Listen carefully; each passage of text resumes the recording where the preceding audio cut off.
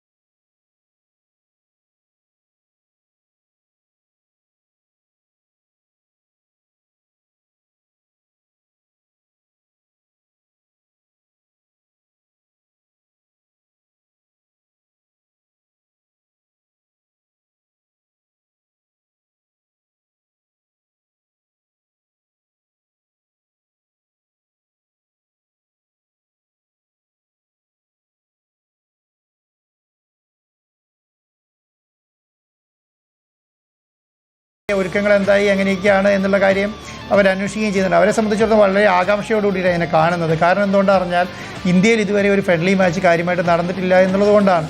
അപ്പോൾ ഫിഫ വിൻഡോയിൽ നടക്കുന്ന ആദ്യത്തെ ഫ്രണ്ട്ലി മാച്ചാണിത്. അപ്പം അതിന് വലിയ രീതിയിലുള്ള ഒരുക്കങ്ങൾ ആവശ്യമാണ്. നമ്മൾ ഉദ്ദേശിക്കുന്ന പോലെ തന്നെ അല്ല, കാരണം അത്രയധികം ഒരുക്കങ്ങൾ ഇതിൻ്റെ ഭാഗമായിട്ടുണ്ട്. അപ്പോൾ നമ്മൾ വിചാരിക്കുന്നത് ഇവിടെ അർജൻറ്റീനയും ഓസ്ട്രേലിയയും കൊണ്ടുവന്ന് കളിച്ചാൽ മതി, കുറച്ച് പണം അവർക്ക് രണ്ടുപേർക്കും കൊടുത്താൽ അവരൊന്ന് കളിക്കും എന്നൊക്കെയാണ്. പക്ഷേ അങ്ങനെയൊക്കെയാണ് പറഞ്ഞ് പരത്താൻ ശ്രമിക്കുന്നത്. പക്ഷേ നമ്മളെ സംബന്ധിച്ചിടത്തോളം ഇതൊരു വലിയ ദൗത്യമാണ്. കേരള സർക്കാരിൻ്റെ നേതൃത്വത്തിൽ ഒരു ഇൻ്റർനാഷണൽ ഫ്രണ്ട്ലി മാച്ച് കേരളത്തിൽ നടത്താൻ തീരുമാനിച്ച സമയത്ത് അന്ന് തുടങ്ങിയ അധ്വാനമാണ്. ഞാൻ ഇന്നലെ അതിൻ്റെ AFCയുടെ മീറ്റിംഗ് പങ്കെടുക്കാൻ കഴിഞ്ഞു. വളരെ പോസിറ്റീവായിട്ടാണ് അവരെ നമ്മളോട് സമീപിച്ചിട്ടുള്ളത് അതിനെ. കാരണം ഇന്ത്യയിലൊരു ഫിഫയുടെ നേതൃത്വത്തിൽ ഒരു ഫ്രണ്ട്ലി മാച്ച് നടത്താൻ വേണ്ട സാഹചര്യങ്ങൾ ഒരുക്കുക എന്നുള്ളത് അവരെ സംബന്ധിച്ചിടത്തോളം വലിയ കാര്യമാണ്. കാരണം ഇത്രയും വലിയ ഏകദേശം 135 കോടി ജനങ്ങളുള്ള ഒരു സ്ഥലത്ത് ഇതുവരെ ഒരു ഫ്രണ്ട്ലി മാച്ച് ഫിഫയ്ക്ക് കളിക്കാൻ കഴിഞ്ഞിട്ടില്ല എന്ന് പറയുന്നത് തന്നെ നമ്മുടെ രാജ്യത്തിന് തന്നെ ഒരു മോശമാണ്. അപ്പോൾ അതിൻ്റെ ഒരു ഇനിഷ്യേറ്റീവ് എന്ന് പറയുന്നത് ഒരു മത്സരമാണ് നടക്കാൻ പോകുന്നത്. പ്രത്യേകിച്ച് ലോകകപ്പ് നേടിയ ടീം ഉൾപ്പെടെ എത്തുന്നു. ഒരു സത്യത്തിലൊരു വലിയ മത്സരം എന്ന് തന്നെ നമ്മൾ പറയണം. അതായത് ലോക നിലവാരത്തിലുള്ള ഒരു മത്സരം തന്നെയാണെന്ന് പറയണം. അപ്പോൾ ഇതിൽ ഫിഫയുടെ റോൾ എന്താണ്, അല്ലെങ്കിൽ ഏത് രീതിയിലാണ് ഈ മത്സരത്തിന്റെ നടപടിക്രമം? കാരണം പലർക്കും ഉള്ള സംശയമാണ് ഇപ്പോഴും അത്. ഞാൻ ആദ്യം തുടങ്ങി പറയുന്ന ഒരു കാര്യം എന്ന് പറയുന്നത്, ഇതൊരു മെസ്സി വരുന്ന ഒരു മാച്ച് മാത്രമല്ല. ഇത് നമ്മളെ സംബന്ധിച്ചിടത്തോളം മെസ്സി മാത്രമായിട്ടൊരു മാച്ച് നടത്തുക എന്ന് പറഞ്ഞാൽ, അല്ല മെസ്സിനെ കൊണ്ടുവരിക എന്ന് പറഞ്ഞാൽ അദ്ദേഹത്തിൻ്റെ ഫാദറായിട്ടൊക്കെ സംസാരിച്ചാൽ മാത്രം മതി. നമ്മളെ സംബന്ധിച്ചിടത്തോളം ഗവൺമെൻറ്റിൻ്റെ ഇനിഷ്യേറ്റീവ് എന്ന് പറയുന്നത് ഒരു ഇൻ്റർനാഷണൽ ഫ്രണ്ട്ലി മാച്ച് കേരളത്തിൽ നടത്തുക എന്നുള്ളതാണ്. അതിനകത്ത് ആദ്യത്തെ ഒരു സ്പോൺസർ പിന്മാറിയതിന് ശേഷം നമ്മളാണ് അതിൻ്റെ സ്പോൺസർഷിപ്പ് ഏറ്റെടുത്തത്. അന്ന് തുടങ്ങിയ ജോലിയാണ്. അപ്പോൾ അന്ന് തുടങ്ങി നമ്മൾക്കറിയുന്നതും അറിയാത്തതുമായ ഒത്തിരി കാര്യങ്ങൾ ഇതിൻ്റെ അകത്ത്. കേരളത്തിലെ പ്രധാനപ്പെട്ട ഒരു മാധ്യമങ്ങൾക്കും അല്ലെങ്കിൽ പ്രധാനപ്പെട്ട ഒരാൾക്ക് പോലും അതിൻ്റെ എന്താണ് അതിൻ്റെ നടപടിക്രമം എന്നറിയില്ല. കാരണം അങ്ങനെ ഒരു ഫ്രണ്ട്ലി മാച്ച് ഇന്ത്യയിൽ നടന്നിട്ടില്ല എന്നുള്ളത് കൊണ്ടാണ്. ഞാൻ അതിൻ്റെ ഒരു നടപടിക്രമം എന്താണെന്ന് പറയാം. അതൊരു എല്ലാവർക്കും ഒരു ക്ലാരിറ്റി പ്രശ്നമായിരിക്കും. നമ്മളത് അറിയാതിരിക്കുന്നതുകൊണ്ടാണ് നമ്മൾ ഈ കൂടുതൽ ചർച്ച ചെയ്യപ്പെടുന്നതെന്നാണ് ഞാൻ വിചാരിക്കുന്നത്. ഒന്നാമത്തെ കാര്യം എന്ന് പറയുന്നത്, നമ്മൾക്ക് ഒരു ഫെഡറേഷന് വേണ്ടി ഒരു ഇൻ്റർനാഷണൽ ഫ്രണ്ട്ലി മാച്ച് ഫിഫയുടെ നേതൃത്വം നടക്കണമെങ്കിൽ നമ്മളൊരു ലെറ്റർ ആദ്യം ഫിഫയ്ക്ക് കൊടുക്കണം. ഫിഫയ്ക്ക് കൊടുത്തതിന് ശേഷം അത് ഏത് വിൻഡോയിലാണ് ആ കളി നടക്കുക എന്നുള്ളത് അറിയണം. പക്ഷേ നമ്മൾക്ക് ആ വിൻഡോയ്ക്കുള്ള ലെറ്റർ നമ്മൾ നേരത്തെ കൊടുത്തിട്ടുണ്ടായിരുന്നില്ല. കാരണം നമ്മൾക്ക് അങ്ങനെ ഒരു ഫോർമാറ്റുള്ള കാര്യം അറിയുന്നുണ്ടായിരുന്നില്ല. അതുകൊണ്ട് നമ്മൾ അവർക്ക് ലെറ്റർ കൊടുത്തിരുന്നില്ല. പക്ഷേ നമ്മൾ നേരിട്ട് അർജൻറ്റീനയായിട്ടും അതുപോലെ തന്നെ അർജൻറ്റീന പ്രതിനിധികളായിട്ടും മിനിസ്റ്റർ അന്ന് നേരിട്ട് പോയി സംസാരിക്കുകയും അതിനനുസരിച്ച് അവരുടെ ഇൻവിറ്റേഷൻ വാങ്ങുകയും അവരോട് സംസാരിക്കുകയും അവർ കളിക്കാമെന്ന് വാക്ക് നൽകുകയും ചെയ്തതാണ്. അതിനുശേഷമാണ് നമ്മൾ അവിടേക്ക് എൻട്രി ആകുന്നത്. നമ്മൾ അവരുമായിട്ട് എഗ്രിമെൻറ്റ് വെച്ചു. അതിൻ്റെ പ്രൊസീജിയർ അങ്ങനെയാണ്. അവരുമായിട്ട് എഗ്രിമെൻറ്റ് വെക്കുന്നു. അതിനുശേഷം അടുത്ത ഒരു ഓപ്പണൻ്റ് ടീമിനെ നമ്മൾ ഫിക്സ് ചെയ്യും. അത് ഏത് വിൻഡോയിലാണ് കളിക്കേണ്ടത്. അപ്പോൾ ഒരു വർഷത്തിൽ ചിലപ്പം 5 വിൻഡോയാണ് ഒരു വർഷത്തിലുള്ളൂ. ആ 5 വിൻഡോയിൽ ഏത് വിൻഡോ വേണമെന്ന് നിശ്ചയിക്കുന്നത് അങ്ങനെയാണ്. ആ വിൻഡോ 5 വിൻഡോയിൽ ഏതെങ്കിലും ഒരു വിൻഡോ കളിക്കുക എന്നുള്ളതാണ്. അപ്പോൾ ആ വിൻഡോ നമ്മൾ ഒക്ടോബർ നവംബർ മാസത്തെ ഏതെങ്കിലും ഒരു വിൻഡോയിൽ കളിക്കാം. അത് ഒക്ടോബർ നവംബർ മാസം എന്ന് പറയുന്നത് തന്നെ കാരണം നമ്മൾക്ക് ഏത് വിൻഡോയിലാണ് ഫിഫ അനുവദിക്കുക എന്നുള്ളത് കൊണ്ടാണ്. ഒക്ടോബറിലാണല്ലോ നവംബറിലാണോ എന്നുള്ളത്. നമ്മളെ സംബന്ധിച്ചിടത്തോളം നവംബർ വിൻഡോയ്ക്ക് നമ്മൾ ആപ്ലിക്കേഷൻ കൊടുക്കുകയാണ് വേണ്ടത്. അപ്പോൾ അതിൻ്റെ ഒരു ഫോർമാറ്റ് എന്ന് പറയുന്നത് ടയർ 1 ആപ്ലിക്കേഷനുണ്ട്. ടയർ 1 ആപ്ലിക്കേഷൻ എന്ന് പറഞ്ഞാൽ അർജൻറ്റീന ഒപ്പിട്ടൊരു ഒരു ആപ്ലിക്കേഷൻ തരും. അത് കഴിഞ്ഞ് ഓസ്ട്രേലിയ അത് ഒപ്പിട്ട് ആപ്ലിക്കേഷൻ തരും. അതിന് നമ്മുടെ ഇന്ത്യൻ ഫെഡറേഷൻ ഒപ്പിടും. അതിനുശേഷം നമ്മുടെ സ്പോൺസർ ഒപ്പിടും, കേരള സർക്കാർ ഒപ്പിടും. അതിനുശേഷം ഇത് നമ്മൾ AFCക്ക് അയക്കണം. AFC എന്ത് ചെയ്യുന്നത്, ഏഷ്യ ഫുട്ബോൾ ഫെഡറേഷൻ, AFC അതെന്ത് ചെയ്യും, ഫിഫയ്ക്ക് കൊടുക്കും. ആ ഫിഫ അതിനുശേഷം നമ്മുടെ ആ ഫെഡറേഷൻ്റെ ആ റിപ്പോർട്ടിൻ്റെ അകത്ത് എല്ലാ കാര്യങ്ങളും പറഞ്ഞിരിക്കണം. ഏതായിരിക്കും സ്റ്റേഡിയം, എങ്ങനെയാണ് കളി നടത്താൻ പോകുന്നത്, എത്ര ആൾക്കാർ കപ്പാസിറ്റിയുള്ള സ്റ്റേഡിയമാണ്, എന്തൊക്കെ ഫെസിലിറ്റി സ്റ്റേഡിയത്തിലുണ്ട്, അതുമായി ആരൊക്കെയാണ് വരുന്നത്, എത്ര ദൂരം ട്രാവൽ ചെയ്തിട്ടുള്ള രാജ്യങ്ങളാണ് കളിക്കാൻ വരുന്നതുള്ള എല്ലാ കാര്യങ്ങളും പറയണം. അതിൻ്റെ അകത്ത് സ്റ്റേഡിയം ഫിഫ റാങ്കിങ്ങിലുള്ള സ്റ്റേഡിയം ആയിരിക്കണം, ഫിഫ രജിസ്ട്രേഷനുള്ള സ്റ്റേഡിയം ആയിരിക്കണം. അങ്ങനെ കുറേ ക്രൈറ്റീരിയകളുണ്ട്. ഈ കാര്യങ്ങളെല്ലാം പറഞ്ഞതിന് ശേഷം ഈ പറയുന്ന ആപ്ലിക്കേഷൻ AFC മുഖാന്തരം നമ്മൾ ആർക്ക് കൊടുക്കണം, ഫിഫയ്ക്ക് കൊടുക്കണം. ഫിഫ അതിനുശേഷം അവരെന്ത് ചെയ്യും, ഒരു മാച്ച് ഓഫീസറെ അപ്പോയിൻറ്റ് ചെയ്യും. ആ മാച്ച് ഓഫീസറെ അപ്പോയിൻറ്റ് ചെയ്ത് കഴിഞ്ഞാൽ ആ മാച്ച് ഓഫീസർ പിന്നെ മാച്ച് മുന്നോട്ട് കൊണ്ടുപോവുകയാണ് ചെയ്യുക. അതിനുശേഷം അവർ റഫറി, അതുപോലെ തന്നെ ബാക്കി സാങ്കേതിക സംവിധാനങ്ങൾക്ക് വേണ്ട ആൾക്കാരെയൊക്കെ അവരാണ് തരിക. അതിനുശേഷം അതോടുകൂടി ഇത് ഫിഫയുടെ അണ്ടറിലുള്ള മാച്ചായി മാറും. ഫിഫയുടെ അണ്ടറിലുള്ള മാച്ചായി കഴിഞ്ഞാൽ പിന്നെ കളി നടക്കാൻ പോകുന്നത് ഫിഫയുടെ അണ്ടറിലാണ്. അപ്പം നമ്മൾക്ക് ഇവിടുന്ന് അർജൻറ്റീന ഒഴിവായി, ഓസ്ട്രേലിയ ഒഴിവായി എന്നൊന്നും പറയാൻ കഴിയില്ല. അപ്പം ഈ ടയർ 1 ലെറ്റർ തരുന്ന സമയത്ത് അതിനകത്ത് ക്ലാരിറ്റിയോടുകൂടി പറഞ്ഞിട്ടുണ്ടാവും ഏത് ടീമാണ് കളിക്കുന്നത്. അർജൻറ്റീനയുടെ A ടീമാണോ, അർജൻറ്റീനയുടെ B ടീമാണോ, അർജൻറ്റീനയുടെ C ടീമാണോ, അല്ലെങ്കിൽ ഓസ്ട്രേലിയയുടെ A ടീമാണോ, B ടീമാണോ, C ടീമാണോ എന്നുള്ളത്. നമ്മളെ സംബന്ധിച്ചിടത്തോളം അർജൻറ്റീന A ടീമാണ്. A ടീമിൻ്റെ പ്രത്യേകത എന്താണ്, മെസ്സിയാണ് അതിൻ്റെ ക്യാപ്റ്റൻ. മെസ്സി അടക്കുന്ന അർജൻറ്റീന A ടീമാണ് നമുക്ക് ഈ ആപ്ലിക്കേഷൻ തരുന്നത്. അതിനുശേഷം ഓസ്ട്രേലിയൻ്റെ ക്യാപ്റ്റൻ അടക്കമുന്ന A ടീമാണ് തരുന്നത്. ഇവർ രണ്ടും കൂടെ ലെറ്റർ നമ്മൾ അവിടെ കൊടുക്കുകയും ആ ലെറ്ററിൻ്റെ മേലെ നമ്മുടെ ഈ ക്രൈറ്റീരിയ, അപ്പോൾ അത് കഴിഞ്ഞതിന് ശേഷം അവിടെ ഒരു ഓഫീസറെ അപ്പോയിൻറ്റ് ചെയ്യും, മാച്ച് ഓഫീസർ അപ്പോയിൻറ്റ് ചെയ്യും. ആ ഓഫീസർ അപ്പോയിൻറ്റ് ശേഷം അവരുടെ കീഴിൽ 2 ആൾക്കാരുണ്ടാവും. അത് 2 ആൾക്കാരെന്ന് പറയുന്നത് ഒന്ന് ലോജിസ്റ്റിക് കൈകാര്യം ചെയ്യുന്ന ആൾക്കാർ, ഒന്ന് നമ്മുടെ മാച്ചിൻ്റെ ഓപ്പറേഷൻസുമാണ്. ഈ ലോജിസ്റ്റിക് കൈകാര്യം ചെയ്യുന്ന ആൾക്കാരുടെ പ്രത്യേകത എന്താണ്, അവർ എത്ര ദൂരം ട്രാവൽ ചെയ്തിട്ടാണ് വരുന്നത്. ഇപ്പോൾ നമ്മളെ സംബന്ധിച്ചിടത്തോളം അങ്കോള ടു ഇന്ത്യയാണ് 11 മണിക്കൂറാണ് ട്രാവൽ ചെയ്യേണ്ടത്. അപ്പോൾ 11 മണിക്കൂർ അവർക്ക് ട്രാവൽ ചെയ്യാൻ കഴിയില്ല. അതിന് പകരം എന്ത് ചെയ്യണം, വേറെ ഏതെങ്കിലും ഒരു രാജ്യത്ത് ഒരു ലേ ഓവർ ഉണ്ടാവും. ആ ലേ ഓവറിൽ അവർ ആ രാജ്യത്ത് ഇറങ്ങി ഒരു ദിവസം പ്രാക്ടീസ് ചെയ്ത് നെക്സ്റ്റ് ഡേ ആണ് വരിക. അപ്പോൾ 5 മണിക്കൂറോ 5.5 മണിക്ൂറോ ആണ് ട്രാവൽ ചെയ്യാൻ ഫിഫ അനുമതി കൊടുക്കുന്നത്. ആ അനുമതി മേടിച്ചതിന് ശേഷം അവിടുന്ന് ആ ഇന്ത്യയിലേക്ക് വരും. അത് ലോജിസ്റ്റിക് കൈകാര്യം ചെയ്യുന്ന ആളാണ്. മാച്ച് ഓപ്പറേഷൻ ചെയ്യുന്ന വേറെ ഒരാളുണ്ടാവും. അദ്ദേഹം എന്ത് ചെയ്യും, സ്റ്റേഡിയവുമായി ബന്ധപ്പെട്ട കാര്യങ്ങൾ, റെഫറി, അങ്ങനെയുള്ള കാര്യങ്ങളെല്ലാം അദ്ദേഹം നോക്കും. അങ്ങനെ അതോടുകൂടി ഇതെന്താവും, അതോടുകൂടി ഇത് ഫിഫ ഫ്രണ്ട്ലി മാച്ചായി മാറും. ആ ഫിഫ ഫ്രണ്ട്ലി മാച്ചായി മാറിയതിന് ശേഷമാണ് ഇങ്ങനെ ഈ കളി ഫിഫ വിൻഡോയിലേക്ക് വരുന്നത്. അതോടുകൂടി ഏത് ദിവസമാണ് കളിക്കാൻ പോകുന്നത്, നവംബർ 10 തുടങ്ങി 18 വരെ എന്നുള്ള ഡേറ്റാണ്.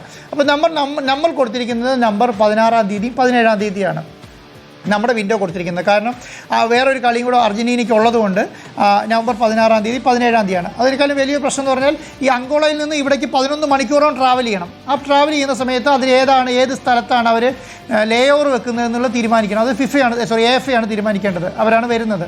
അപ്പോൾ അവർ ചാർട്ടർ ഫ്ലൈറ്റ് വരുന്ന സമയത്ത് എവിടെയാണ് എന്നുള്ളത് മനസ്സിലാക്കിയതിന് ശേഷം എന്ത് ചെയ്യും, അതാത് സ്ഥലത്ത് അവർ ലേ ഓവറിന് ശേഷം ഇവിടേക്ക് ഇന്ത്യയിലേക്ക് വരികയും ഇന്ത്യയിൽ അങ്ങനെ കളി ഫിക്സ് ചെയ്യുകയും ചെയ്യണം. അപ്പോൾ അതിന് ശേഷം എന്ത് ചെയ്യും, ഈ ഫെഡറേഷൻ ഫിഫ പ്രതിനിധി ഡേറ്റ് നമുക്ക് അലോക്കേറ്റ് ചെയ്ത് തരും. നവംബർ 17-ാം തീയതിയാണ് ഡേറ്റ്. ആ 17-ാം തീയതിയാണെങ്കിൽ നവംബർ 17-ാം തീയതി അവർ ഒഫീഷ്യലി പറയും 17-ാം തീയതിയാണ് എന്നതിന് ശേഷം. അതുപോലെ ഫിനാൻഷ്യൽ മാറ്ററിൽ ഇതിലൂടെ ഇടപെടാറില്ല. സാധാരണ ഇത് ഫെഡറേഷനോ അല്ലെങ്കിൽ ഫിഫയോ ആണ്, AFC ആണ് കളികൾ ചെയ്യുക. നമ്മളെ സംബന്ധിച്ചിടത്തോളം നമ്മൾ ഫെഡറേഷൻ്റെ ഭാഗമല്ല, നമ്മൾ സ്റ്റേറ്റിൻ്റെ ഭാഗമാണ്. അപ്പോൾ സ്റ്റേറ്റ് ഫെഡറേഷൻ ത്രൂ ആണ് നമ്മൾ അപ്ലിക്കേഷൻ കൊടുക്കുന്നുള്ളത്. അപ്പോൾ ഫെഡറേഷൻ നമ്മളും കൂടി ഗവൺമെൻറ്റും കൂടി കൊടുത്ത ലെറ്ററിൻ്റെ മേലെ ഡേറ്റ് അലോക്കേറ്റ് ചെയ്ത് കിട്ടിക്കഴിഞ്ഞാൽ ആ ഡേറ്റ് അനൗൺസ് ചെയ്യുക. ആ അനൗൺസ്മെൻറ്റാണ് നമ്മളിനി വെയിറ്റ് ചെയ്യേണ്ടത്. അപ്പോൾ നമുക്കിനി 2-3 അനുമതികളാണ് കിട്ടാനുള്ളത്. ഒന്നാമത്തെ അനുമതി എന്ന് പറയുന്നത് എന്താണ്, നമുക്ക് ഒന്നാമത് കിട്ടാനുള്ളത് സ്റ്റേഡിയവുമായി ബന്ധപ്പെട്ടിട്ടുള്ള ഇന്ത്യയിലെ പ്രധാന പ്രശ്നം എന്ന് പറഞ്ഞാൽ ഫിഫ സ്റ്റാൻഡേർഡിലുള്ള സ്റ്റേഡിയങ്ങൾ ഇന്ത്യയിലുണ്ട്, പക്ഷേ ഫിഫ റാങ്കിങ്ങിലുള്ള സ്റ്റേഡിയങ്ങളില്ല, ഫിഫ അപ്രൂവ്ഡ് സ്റ്റേഡിയങ്ങളില്ല. അപ്പോൾ നമ്മളെ സംബന്ധിച്ചിടത്തോളം ഫിഫ റാങ്കിങ്ങിലേക്ക് ഈ സ്റ്റേഡിയത്തെ ഉയർത്തുകയും അതിനനുസരിച്ച് ഡെവലപ്മെൻറ്റ് നടത്തുകയും അത് നമ്മൾ AFC ത്രൂ ഫിഫയിൽ കൊടുത്ത് അപ്രൂവൽ മേടിക്കുകയും ചെയ്യണം. അതിന് കുറച്ച് ക്രൈറ്റീരിയ ഉണ്ട്, അതെല്ലാം നമ്മൾ മൂവ് ചെയ്യുന്നുണ്ട്. ആ അപ്രൂവൽ കിട്ടിയതിന് ശേഷം നമ്മൾക്ക് എന്ത് ചെയ്യും, അവിടുന്ന് ആ കളി അനൗൺസ് ചെയ്യുക. അപ്പം സ്റ്റേഡിയത്തിൻ്റെ കാര്യത്തിൽ അപ്രൂവൽസും. രണ്ടാമത്തെ കാര്യം എന്താണെന്ന് പറഞ്ഞാൽ ഇനി നമുക്ക് മാച്ച് ഓഫീസറെ ഫിഫ അപ്പോയിൻറ്റ് ചെയ്യണം. നമ്മൾ ടയർ 1 ലെറ്റർ കൊടുത്തതിന് ശേഷം ഫിഫ ഓഫീസറെ അപ്പോയിൻറ്റ് ചെയ്യണം. അതൊരു 4-5 ഡേയ്സിലുള്ള പ്രൊസീജിയറാണ്.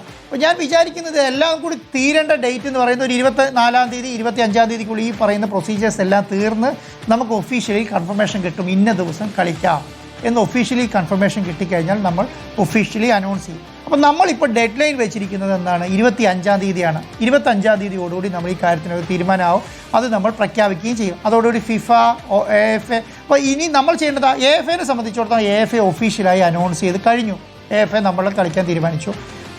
ഓസ്ട്രേലിയ ഒഫീഷ്യലായി അനൗൺസ് ചെയ്ത് കഴിഞ്ഞാൽ ഓസ്ട്രേലിയ അവർ കളിക്കാമെന്ന് തീരുമാനിച്ചു. വിൻഡോ നമുക്ക് നവംബറിലാണ് എന്നുള്ള കാര്യം ഒഫീഷ്യലായി അനൗൺസ് ചെയ്ത് കഴിഞ്ഞു. അതോടുകൂടിയിട്ട് ഈ പറയുന്ന പ്രൊസീജിയേഴ്സ് അവസാനിച്ചു. ഇങ്ങനെയാണ് ഒരു ഇൻ്റർനാഷണൽ ഫ്രണ്ട്ലി മാച്ച് നടത്തുക. അല്ലാതെ നമ്മൾ പറയുന്ന പോലെ അർജന്റീനയോട് പോയി സംസാരിക്കുന്നു, മെസ്സിയോട് പോയി സംസാരിക്കുന്നു, കളി നടത്തിക്കോളൂ, മെസ്സിനെ കൂട്ടിയിട്ട് പോവാ, എന്താണെന്ന് പറഞ്ഞാൽ നടക്കാത്ത കാര്യമാണ്. അങ്ങനെയുള്ള കാര്യങ്ങൾ അറിയില്ല അവർക്ക്, അതെങ്ങനെയാണ് കൈകാര്യം ചെയ്യുന്നതെന്ന് അറിയില്ലാത്തത് കൊണ്ട് പറ്റുന്ന അബദ്ധങ്ങളാണ്. അത് നമ്മുടെ മാധ്യമങ്ങളാണ് ഇതിനെ വളച്ചൊടിച്ച്. ഓസ്ട്രേലിയ മാധ്യമങ്ങൾ എന്തോ പറഞ്ഞു, അർജന്റീന മാധ്യമങ്ങൾ എന്തോ പറഞ്ഞു, ഇംഗ്ലീഷ് മാധ്യമങ്ങൾ എന്തോ പറഞ്ഞു, അതിനനുസരിച്ച് മുഴുവൻ നമ്മളോട് മറുപടി ചോദിക്കുകയും നമ്മളെ എടുത്ത് ഫേസ്ബുക്കിൽ എടുത്ത് പൊങ്കാലിട്ടുകൊണ്ട് കാര്യമില്ല. കാരണം ഇതൊരു പ്രൊസീജിയർ നടക്കേണ്ടതാണ്. ഇതൊരു ഇൻ്റർനാഷണൽ വേൾഡ് കപ്പ്. അതിന് വേറൊരു പ്രത്യേകത കൂടെ ഞാൻ പറയാം. ഈ കളിക്ക് മാച്ചിന് പോയിൻറ്റ്സ് ഉണ്ട്. ഈ പോയിൻറ്റ്സ് ഇപ്പോൾ എനിക്ക് തോന്നുന്നു തോറ്റിട്ടുണ്ട് 2 പോയിൻ്റാണ് കിട്ടുക. ടോട്ടൽ 2 പോയിൻ്റ് കുറയും.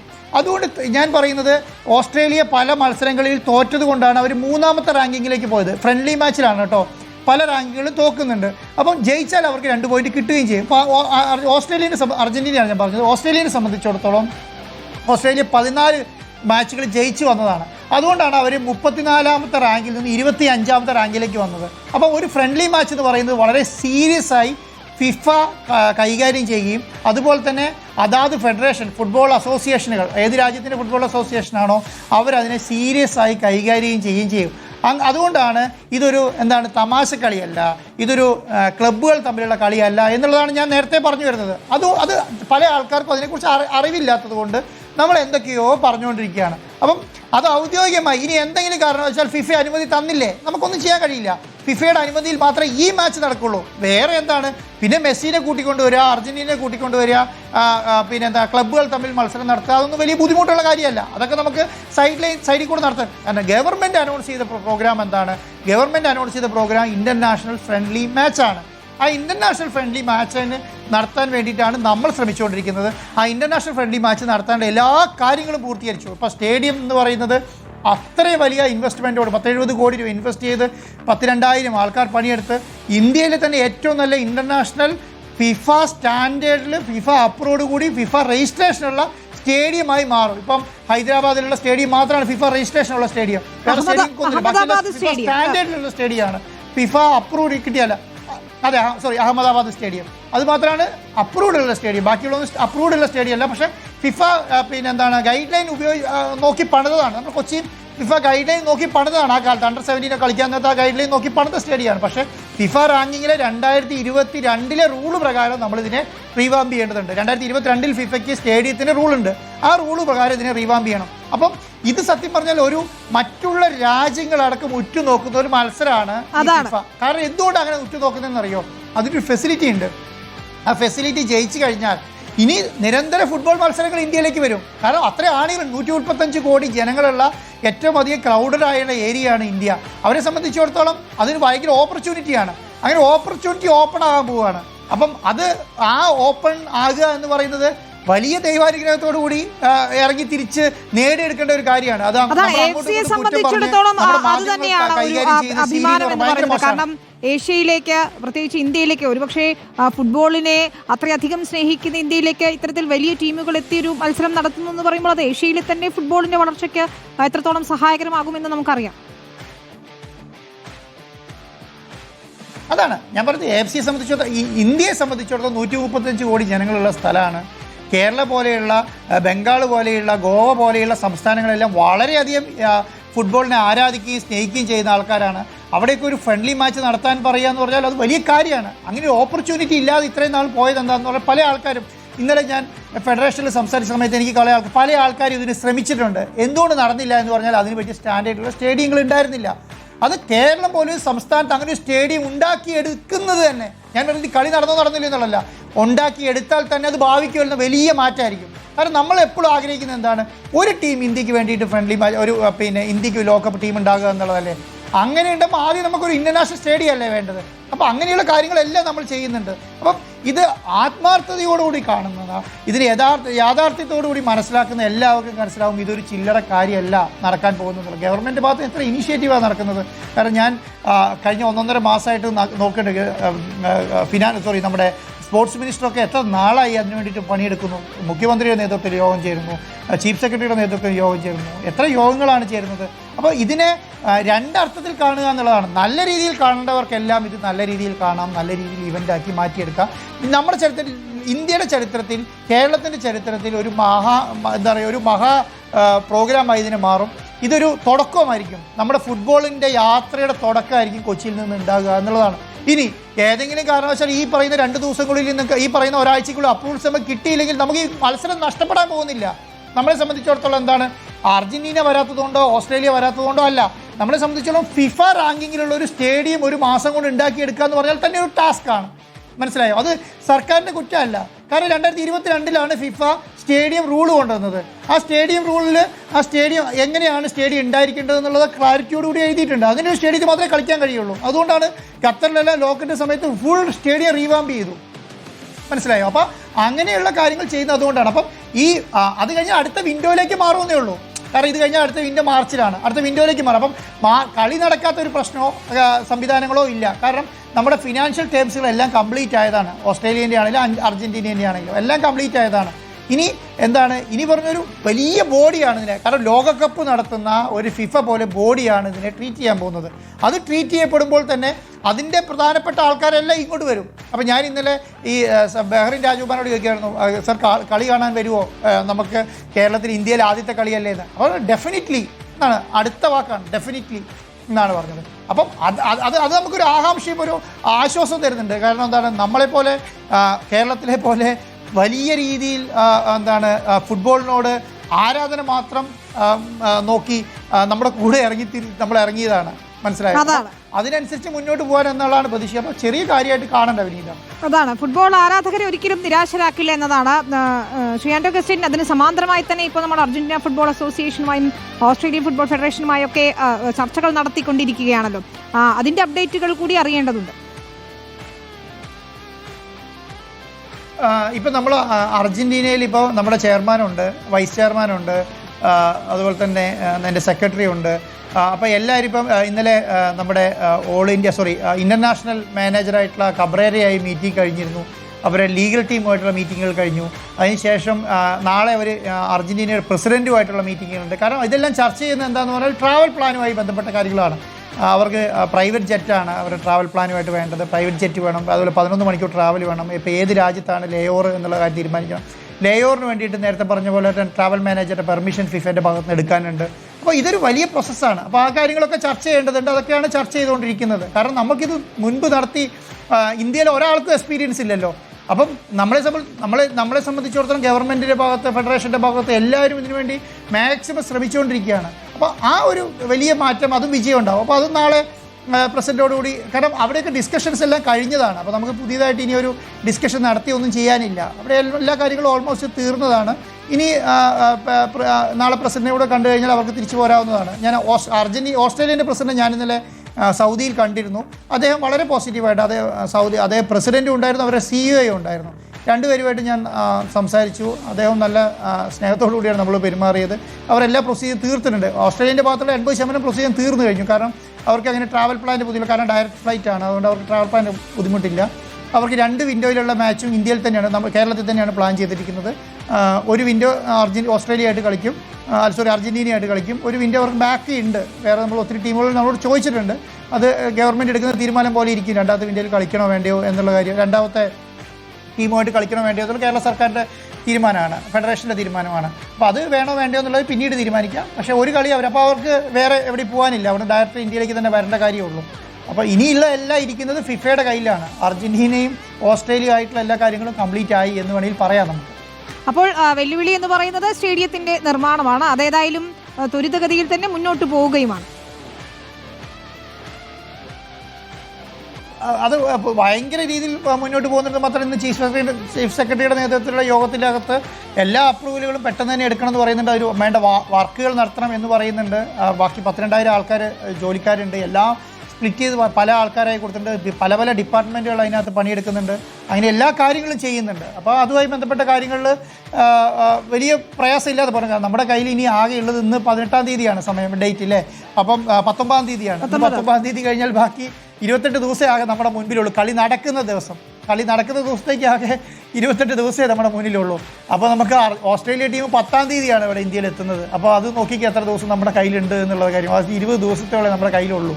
അപ്പോൾ 20 ദിവസം കൊണ്ട് നമുക്ക് ഈ പറയുന്ന ഫെസിലിറ്റി മുഴുവൻ കംപ്ലീറ്റ് ചെയ്ത് അപ്രൂവൽ എടുത്ത് വരേണ്ടതുണ്ട് എന്നുള്ളതാണ്. അത് വലിയ ടാസ്ക് തന്നെയാണ്.